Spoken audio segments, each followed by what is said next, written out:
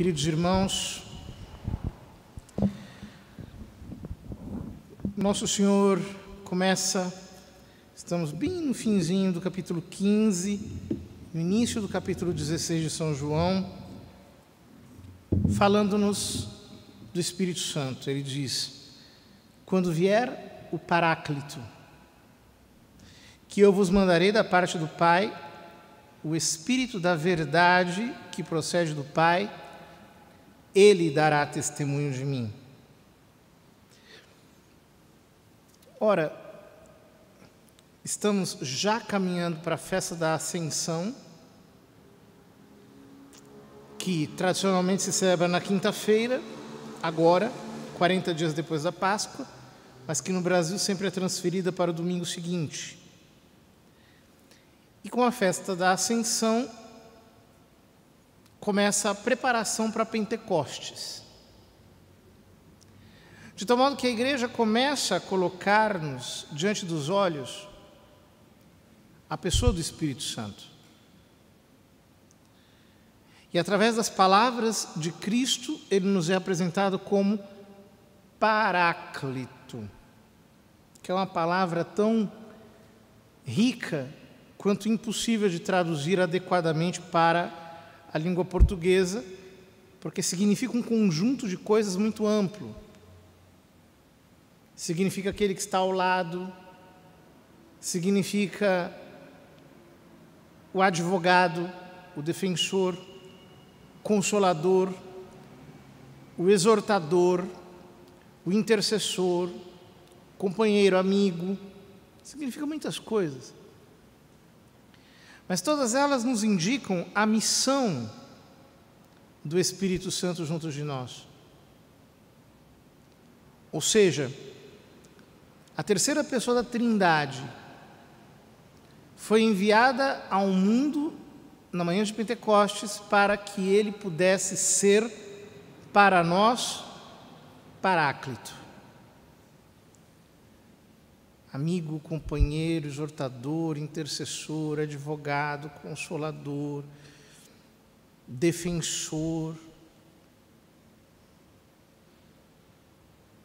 O que significa que nós precisamos ter um relacionamento com Ele. Pois Jesus diz: Ele dará testemunho de mim. São Paulo diz que o próprio Espírito testifica ao nosso espírito que nós somos filhos de Deus. É este testemunho de Deus dentro de nós, esse testemunho do Espírito Santo dentro de nós, que nos faz chegar à convicção da fé. Ou seja, São Paulo diz que ninguém pode dizer que Jesus é o Senhor senão pelo Espírito Santo. Nós não podemos ter nenhuma certeza de fé, nenhuma convicção sobrenatural, se nós não formos iluminados pela graça do Espírito Santo, o que significa, portanto, que nós precisamos pedir que Deus nos conceda cada vez mais abundância do seu Espírito. Jesus disse: vós que sois maus, sabeis dar boas dádivas aos vossos filhos, quanto mais o Pai do céu dará o Espírito Santo a todos aqueles que lhe o pedirem.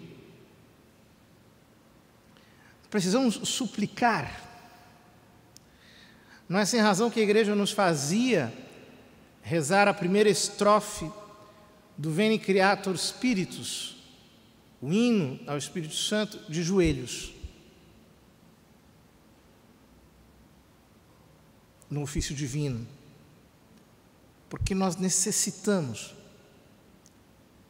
desse testemunho interior que só Ele pode dar, porque Ele conhece as profundezas de Deus, diz o São Paulo, e portanto Ele nos-las pode revelar. Ora, que nós precisamos, portanto, é dessa testificação. Não são de movimentos exteriores. Não se trata de ter um arrepio, uma comoção emocional, qualquer outro tipo de fenômeno que possa acontecer conosco. Trata-se apenas da testificação interior. Essa que nos vem pela ação de Deus em nossa alma, em que nós reconhecemos a verdade de Cristo. E quando não a reconhecemos, corremos um grave risco. Jesus diz: vós também dareis testemunho, porque estáis comigo desde o começo.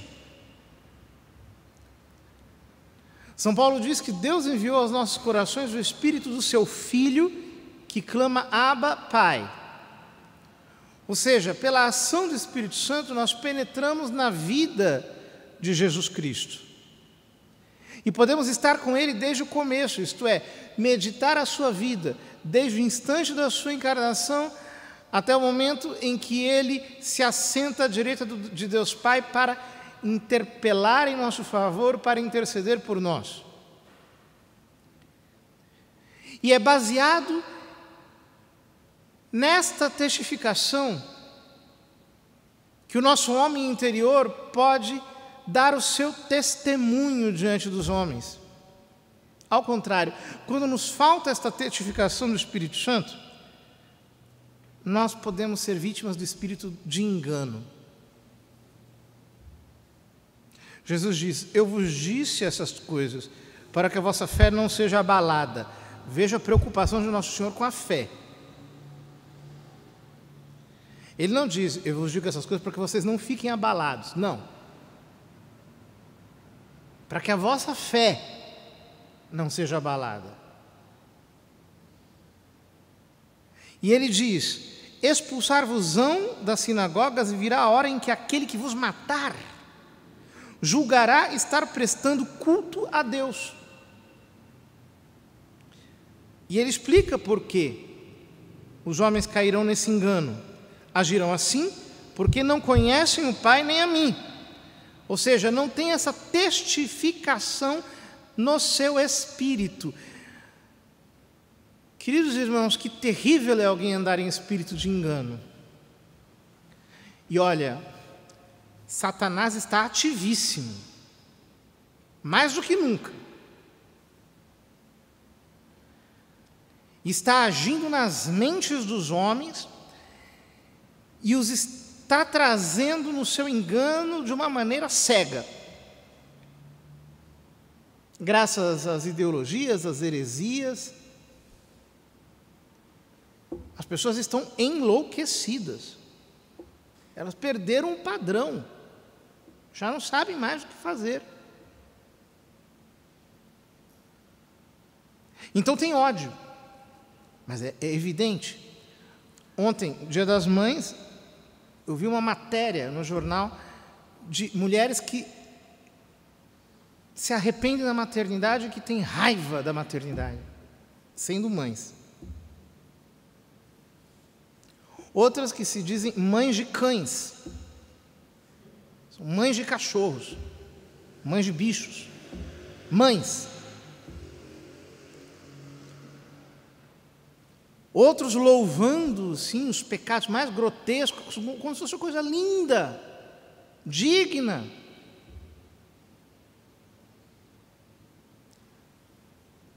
Este final de semana, as atrocidades que aconteceram na Alemanha, em que aproximadamente 100 igrejas, desafiando a Santa Sé, deram bênçãos a duplas homossexuais. Cegueira. Então, quando chega alguém dizendo a verdade do Evangelho, é odiado. Por quê? Porque as pessoas acham que elas estão prestando culto a Deus. Tão cegas estão pelo engano. todos nós podemos estar enganados, muitas vezes. Podemos ser vítimas de um espírito de engano. E o engano, em geral, entra como um fanatismo, como uma incapacidade de julgar criticamente aquilo que se diz, de analisar até o fim as ideias. E então, algumas pessoas, às vezes até dentro da igreja, entram em espírito de engano justamente porque têm uma visão voluntarista das coisas. Então, se tais ou quais dizem isso e aquilo, então se segue cegamente aquilo que se diz e pronto, já não se liga mais para a verdade da fé, já não se liga mais para aquilo que diz a tradição, para aquilo que diz a Escritura. Tudo é reduzido a um conjunto de opiniões de certa hegemonia. Então, perseguem, atacam e podem chegar até a matar, achando que estão fazendo um grande serviço a Deus. Porque lhes falta essa testificação interior do Espírito Santo. Quanta coisa abominável se diz, se faz, se justifica, se ensina, simplesmente porque os homens perderam a verdade da fé. E por causa disso, não tem mais a atestação genuína do Espírito Santo. Estão perdidos nos seus fanatismos humanos. E é muito triste, porque Jesus diz: vós morrereis no vosso engano, aos fariseus. Não se abrem. Quando escutam alguém dizendo, sua mente está tão blindada contra a verdade, contra Deus, contra o Evangelho, eles criam todo tipo de rótulo para se protegerem da verdade. Diz, não, isso aqui é porque você é fundamentalista, é porque você é tradicionalista, ou conservador, ou católico, ou sei lá o quê. Não tem nada disso. Tudo bobagem. Tudo besteira. Quando você encontra a verdade da palavra, ela é coerentíssima. Não há nenhum tipo de engano aqui. Você passa pela palavra sem ideologia, vai lendo o que os santos disseram, que é aquilo que ensinaram, aquilo que os doutores da igreja, os papas, os santos sempre disseram. Você vai percebendo a coerência fantástica que está aqui. É maravilhoso. E Deus vai nos dando a confirmação interior dessa verdade, porque nós podemos crescer na vida de oração, na intimidade com Cristo, ao contrário desses outros que permanecem cada dia mais secos, mais áridos, mais distantes do verdadeiro Espírito de Deus. Precisamos rezar, meus irmãos, rezar e fazer muito apostolado, para que a verdade, a luz da verdade, possa entrar nessas mentes obscurecidas e com a atestação do Espírito Santo, muitos possam sair debaixo da influência deste terrível espírito de engano.